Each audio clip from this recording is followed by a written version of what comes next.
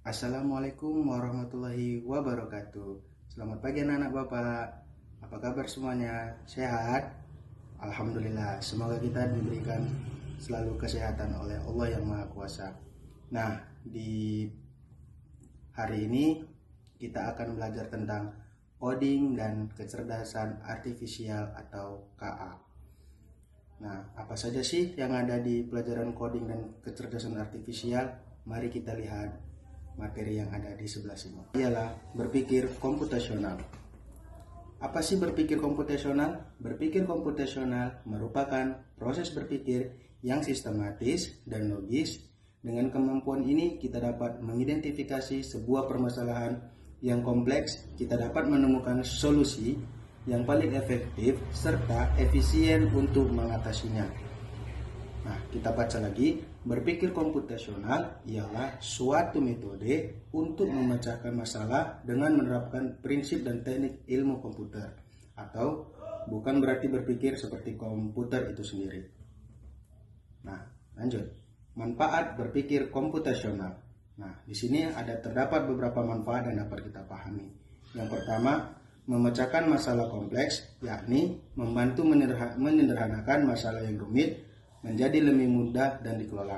Yang kedua, merancang solusi efisien, mencari langkah-langkah yang paling efektif, dan mengembangkan keterampilan melatih pemikiran logis, sistematis, kreatif, dan terstruktur. Dan yang ketiga, adaptasi teknologi, membantu individu beradaptasi dengan cepat untuk perkembangan teknologi dan digitalisasi. Nah, di sini prinsip berpikir komputasional itu ada 4. Yang pertama, dekomposisi. Yang kedua, pengenalan pola. Yang ketiga, abstraksi. Dan yang keempat, berpikir algoritma. Nah, lanjut. Yang pertama kita bahas dulu dekomposisi. Dekomposisi ialah memecah masalah kompleks menjadi bagian-bagian yang lebih kecil dan lebih mudah dikelola atau bisa dipahami dengan sederhana, sebagai pemecahan masalah besar menjadi bagian yang lebih kecil. Nah, jadi kita kalau ada masalah, kita itu kelola jadi menjadi lebih kecil. Nah, contoh dekomposisi dalam kehidupan sehari-hari. Yang pertama, ada masalahnya kita bahas berangkat sekolah tepat waktu. Dekomposisinya bangun tidur, mandi, dan bersiap, lalu kita memakai seragam, sarapan, menyiapkan perlengkapan, lalu berangkat dengan kendaraan dan tiba di sekolah. Yang kedua, kita ada bahas pengenalan pola. Apa sih pengenalan pola? Pengenalan pola ialah mengidentifikasi kesamaan atau pola dalam berbagai permasalahan untuk menemukan solusi yang dapat diterapkan kembali atau menemukan pola yang bisa digunakan kembali. Nah, maksudnya di sini kita kalau ada suatu masalah, kita tentukan dulu apa sih yang mau kita tentukan polanya. Nah, contoh kita pengenalan pola dalam kehidupan sehari-hari ialah kita ambil belajar.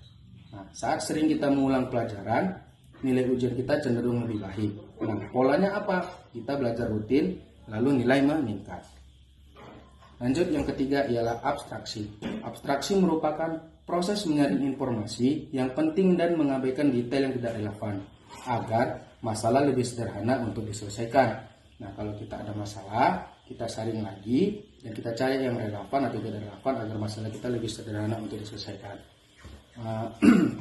Contohnya itu apa dalam abstraksi untuk kehidupan sehari-hari?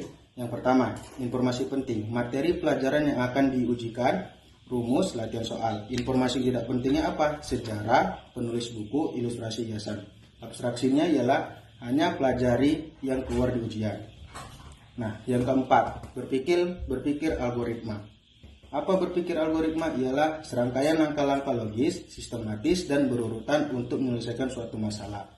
Maksudnya di sini, kalau kita punya suatu masalah, kita pecahkan dulu, kita cari langkah-langkahnya yang logis, lalu kita selesaikan masalah tersebut. Kita ambil contohnya berpikir algoritma dalam kehidupan sehari-hari ialah mengerjakan soal matematika. Nah, algoritmanya apa? Mengerjakan soal-soal dari yang paling mudah dulu, lalu kemudian kita selesaikan soal yang lebih sulit. Nah, demikianlah pelajaran kita hari ini. Semoga anak-anak Bapak sekalian bisa mengerti. Demikian dari Bapak. Wassalamualaikum warahmatullahi wabarakatuh.